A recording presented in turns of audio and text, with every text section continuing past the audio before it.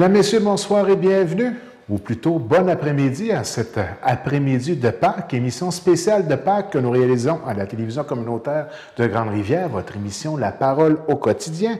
Et toujours en notre compagnie en ce dimanche de Pâques, M. Serge Tidjani, curé de Grande-Rivière et Cap d'Espoir. Alors, je débute l'émission en vous souhaitant tout de suite en partant, une joyeuse Pâques. Merci Mirko. Et joyeuse Pâques aussi à vous, chers auditeurs et auditrices qui nous suivez sur le canal de la télévision communautaire. C'est Pâques. Et c'est vraiment ce qu'on a à se dire. Joyeuse Pâques. J'espère que vous avez vécu cette journée et que vous continuerez de la vivre avec beaucoup de joie. Que la Pâques soit vraiment une fête de joie pour chacune de nous. Et c'est notre fête la plus importante au niveau de la religion catholique. Et justement, pour les chrétiens, qu'est-ce qu'elle signifie, cette fameuse... Que signifie Pâques pour les chrétiens? C'est bon de préciser pour les chrétiens, parce que Pâques, nous l'avons comme hérité à moitié des Juifs. Les Juifs fêtaient Pâques comme leur première fête, et c'était la fête de leur libération de l'esclavage d'Égypte. Dieu qui leur a promis qu'il va les sauver, qui a envoyé Moïse, ils ont traversé la mer Rouge à pied sec. Et cet événement est devenu pour les Juifs l'événement fondateur de leur foi. Et Jésus est un Juif. Et c'est à l'occasion de Pâques que lui, il va réaliser sa Pâques. Et c'est important, on ne peut pas détacher la Pâque chrétienne ou les Pâques chrétiennes, celles que nous célébrons aujourd'hui, on ne peut pas la détacher de la Pâque juive, parce que c'est de là que c'est parti. Mais désormais, ce n'est plus Dieu qui libère d'une mer rouge, ce n'est plus Dieu qui libère d'un désastre tout simplement matériel. Ce n'est pas Dieu qui libère un peuple préféré, le peuple d'Israël. Pâques désormais, c'est Jésus qui passe de la mort à la vie, de la mort à la résurrection. C'est Jésus qui ressuscite d'entre les morts, et en ressuscitant d'entre les morts, il libère l'humanité tout entière. C'est ça le mystère de Pâques pour les chrétiens, chrétiennes que nous sommes. Est-ce qu'on doit comprendre que depuis la résurrection de Jésus, Pâques aurait peut-être pris une signification différente qu'avant cet événement-là, bien précis dans notre histoire? Avant cet événement, en fait, la Pâque de Jésus, c'est comme la réalisation de la promesse qui avait déjà eu lieu dans la première Pâque de l'Exode, dans la première Pâque qui faisait passer de la terre d'esclavage d'Égypte à la terre, comme dit la Bible, où coule le lait et le miel, à la terre de libération. Alors, la Pâque de Jésus, ce n'est plus seulement une Pâque d'un souvenir matériel. C'est désormais une Pâque d'une réalité totalement humaine. Dieu, devenu homme, a subi l'humanité dans sa totalité. Il est mort comme tout être humain et il est ressuscité pour que désormais l'être humain ne meure plus. Et quand je dis l'être humain, la Pâque de Jésus ne sauve plus juste nous les chrétiens ou nous juste les croyants. La Pâque de Jésus, c'est la Pâque du salut de l'humanité. C'est dans sa mort et sa résurrection que, selon notre foi, nous affirmons que Jésus a sauvé le monde entier. Quelle signification doit avoir cette résurrection concrètement là, dans notre interprétation de la religion d'aujourd'hui? Dans notre interprétation de la religion d'aujourd'hui, je ne sais pas si vous vous rappelez, il y a 3 ou 4 ans, il y avait eu un sondage. Et rien que nous autres au Québec ici, on faisait, je ne sais pas qu'est-ce que valent ces sondages-là, on nous demandait qui sont ceux qui croient vraiment encore que Jésus est ressuscité. Et il semblerait que c'est 35% des Québécois. Pourtant, nous nous disons chrétiens, nous nous disons catholiques, même si on n'est pas là tous les jours. Je revois encore comment nos églises étaient remplies aujourd'hui, jour de Pâques. Alors, 35% pensent que Jésus est ressuscité. Donc, 65%, ce n'est pas leur problème et puis ils n'y croient plus. Alors que la fête de la Pâque, ou plutôt même l'événement de Pâques, c'est l'événement qui va fonder la foi chrétienne. Donc, pour nous chrétiens, il n'y a pas de religion, il n'y a pas de foi si nous ne pouvons pas dire ceci. Jésus est ressuscité et je le crois. C'est l'essence même de notre C'est foi. l'essence même de ce que j'appellerais le christianisme. Jésus est ressuscité et je le crois. Et le message de Pâques, c'est ça. Et c'est à partir de Jésus est ressuscité, je le crois, ou je crois que Jésus est ressuscité, que tout le reste, pour le chrétien, la chrétienne que je suis, va reprendre son sens. Parce que ma vie, la vie de l'humanité, la réalité de chaque instant va être désormais interprétée et vécue à la lumière de cette affirmation et de cette foi que Jésus est ressuscité. Pour les gens qui doutent, est-ce qu'il existe des preuves qui pourraient prouver justement que Jésus est ressuscité ou c'est simplement à la base un acte de foi en soi? Mais si nous voulons des preuves, comme on dit, des preuves scientifiques, il n'y en a pas. Et c'est là le premier choc de Pâques. La première preuve que Jésus est ressuscité, que nous prenions l'évangile de Matthieu, de Jean, et surtout de Jean, et les deux autres aussi. La première preuve que Jésus est ressuscité, c'est un vide. Et c'est bien dit dans la phrase que Marie-Madeleine va prononcer. On a enlevé le corps de mon Seigneur et je ne sais pas où on l'a déposé. Alors, ces femmes qui arrivent au tombeau, et surtout Marie-Madeleine, parce que ça varie d'une version à l'autre, c'est un vide qu'ils voient. Et dans le vide qu'ils voient, il n'y a pas eu un acte de foi tout de suite. C'est dans l'évangile de Jean, quand Pierre et Jean vont courir au tombeau, qu'on a une allusion déjà à une première preuve. Jean, le disciple bien-aimé, qui arrive le premier au tombeau, mais qui laisse le droit d'aînesse à Pierre, qui arrive le deuxième. Pierre entre, voit le vide, il n'y a aucune réaction, aucune affirmation. Jean entre, voit le vide, et l'évangile de Jean dit, il vit et il crut. Et l'auteur sacré commente, en effet, jusque-là, les disciples n'avaient pas encore compris que Jésus mort devait ressusciter. Donc, la première preuve même là, c'est le vide. Et d'ailleurs, dans l'évangile de Matthieu, il y a une belle histoire par rapport à ce vide-là.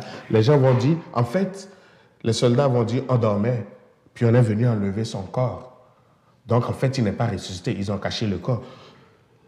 Mais au cœur de ce vide, Jésus va ranimer une réalité.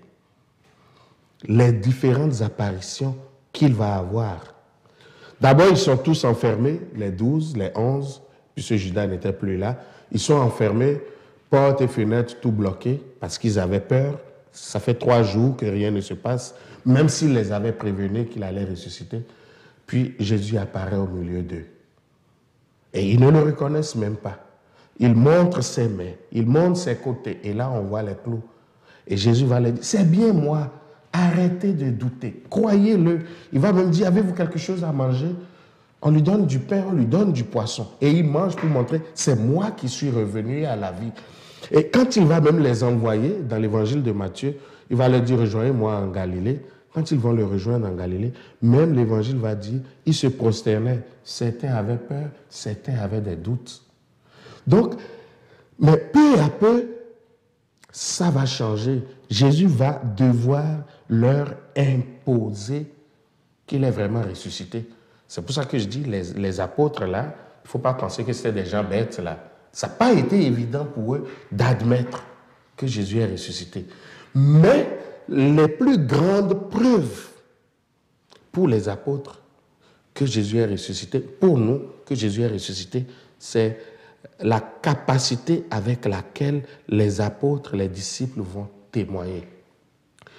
Ce que nous avons vu, ce que nous avons entendu, nous le croyons. Et ils sont même prêts, quand ils vont vouloir témoigner de cet événement, ils sont prêts à sacrifier leur vie pour défendre la vérité que Jésus est ressuscité.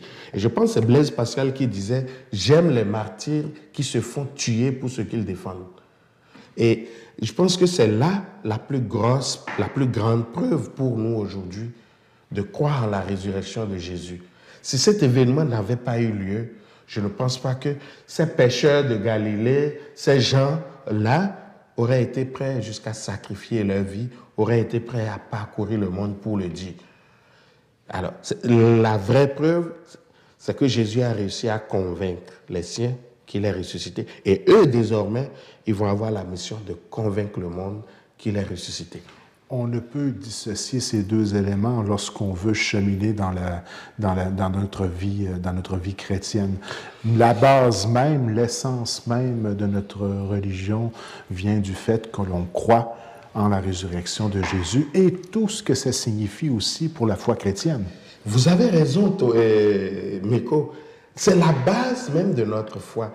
Et je vais employer peut-être un langage qui va avoir les fanatiques. Si vous ne croyez pas à la résurrection, cessez d'être chrétien. Parce que vous êtes en train de dire que vous êtes quelque chose, mais vous n'y croyez pas. On ne peut pas être les deux en même temps. Et Paul, il va le comprendre si fort qu'il va dire, si le Christ n'est pas ressuscité, vaine est notre foi. Et c'est en pure perte que nous fatiguons. Parce que désormais, c'est la résurrection du Christ qui devient le moteur de tout. Et la résurrection apprend dans une attitude de foi. Cette attitude, la foi a créé la résurrection, mais c'est la résurrection qui soutient la foi aussi. Foi et résurrection, c'est la même chose quand tu arrives en contexte chrétien. C'est pour ça que croire en la résurrection pour les chrétiens que nous sommes, c'est non négociable. Tu peux essayer de te l'expliquer de mille et une façons, mais tu dois revenir au point de chute que il est ressuscité et je le crois. En terminant notre émission spéciale de Pâques, peut-être nous rappeler quel serait, de façon peut-être un peu plus personnelle pour vous, ce que vous souhaitez pour les chrétiens qui vous entourent de près, mais étant donné que notre émission maintenant a une vocation plus internationale, on en discutait un peu avant le tournage, peut-être l'aspect du genre de vœu que vous voudriez souhaiter à l'ensemble des chrétiens qui nous écoutent par rapport à la Pâques de cette année. Comme vous le dites, j'y reviens parce que notre émission et même la télévision communautaire en général sort assez facilement aujourd'hui de la Gaspésie et même du Canada avec les médias sociaux. Moi, toutes les émissions de la télévision communautaire, pas seulement les miennes, mais les autres que je trouve intéressantes, je les poste en ligne tout le temps, soit sur ma page Facebook, soit en courriel à des amis, puis j'ai des échos. On devient international là. On a-tu des bons commentaires? Ou... En général, jusque-là. Oui.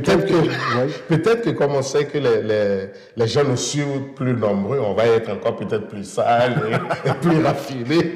Mais pour revenir à ce que vous dites, l'événement de Pâques, c'est l'événement de notre libération. Alors la première chose que moi je vis à cette Pâques et que je voudrais souhaiter que les gens puissent vivre, c'est de vivre la journée d'aujourd'hui et de vivre à partir d'aujourd'hui comme des gens libérés. Ce n'est pas de l'utopie, mais des gens libérés par qui? Par Jésus, qui désormais a assumé notre humanité. Et quand je dis a assumé notre humanité, il a assumé les moments heureux. On a vu un Jésus à la fête, un Jésus heureux avec les gens, un Jésus au mariage, un Jésus chez des amis. Il a assumé notre humanité dans le social, mais il a aussi assumé notre humanité dans la souffrance.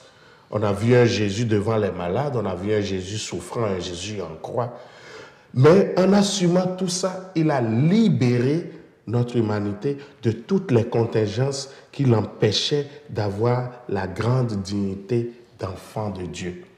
Alors, dans l'événement de Pâques, Jésus vient nous libérer de tout ce qui peut nous appesantir pour que nous soyons vraiment intimes à Dieu, intimes les uns aux autres dans le renouveau d'une vie vraie avec Dieu. Alors, la première chose que je dis en ce moment, c'est que nous puissions vraiment vivre Pâques comme des gens libérés. Ce n'est pas utopique. Jésus nous a sauvés de tout dans sa mort et dans sa résurrection. Et qu'en ayant cette libération, en ayant la conviction de cette libération, nous puissions aborder notre vie de façon nouvelle. C'est beau que Pâques arrive toujours au printemps, et c'est exprès. Le printemps, c'est la nouvelle vie. C'est la vie qui renaît. Alors Pâques pour nous, que ce soit la vie qui renaît. Vous autres, vous toutes, vous tous qui me suivez, puissiez-vous vivre ce temps de Pâques comme un temps de renaissance un temps de renouveau. Si vous êtes dans la joie, déjà, que votre joie soit encore plus grande au contact du ressuscité. Si c'est plutôt des moments tristes, de souffrance, de maladie, d'incompréhension, de rejet, de toutes sortes de contrariétés que vous vivez, et je sais qu'il y en a qui les vivent effectivement, qu'on puisse vivre Pâques comme un acte de foi où nous disons, Seigneur, tout ce que je vis de négatif, je veux croire que désormais tu l'as emporté dans ta mort et dans ta résurrection. Et qu'une nouvelle vie va commencer pour moi. Et ce que je vivrai désormais, je le vis comme un ressuscité. C'est-à-dire comme Jésus glorieux. Pas en attendant d'aller un jour au ciel, mais déjà là. Avec la conviction. Avec la conviction que le salut m'est donné, Jésus m'a libéré et je vis là comme quelqu'un de libéré. Alors, que Pâques ouvre pour nous un nouveau jour. Que Pâques soit pour nous un renouveau. Où désormais nous abordons tout avec le Christ ressuscité. C'est en cela que je vous souhaite une joyeuse fête de Pâques. Que le ressuscité vous accompagne, qu'il vous soutienne dans vos joies, qu'il vous relève de vos blessures, qu'il vous ressuscite de vos morts et qu'il vous apporte la vie déjà sur cette terre et qu'il nous rappelle toujours cette conviction que tous ceux et celles qui croient en lui, qui croient en sa résurrection, auront un jour part, eux aussi, elles aussi, à la résurrection qu'il nous a promise, à la résurrection qu'il a vécue avant nous et pour nous. Joyeuse fête de Pâques et que le Christ ressuscité vous bénisse et vous accompagne.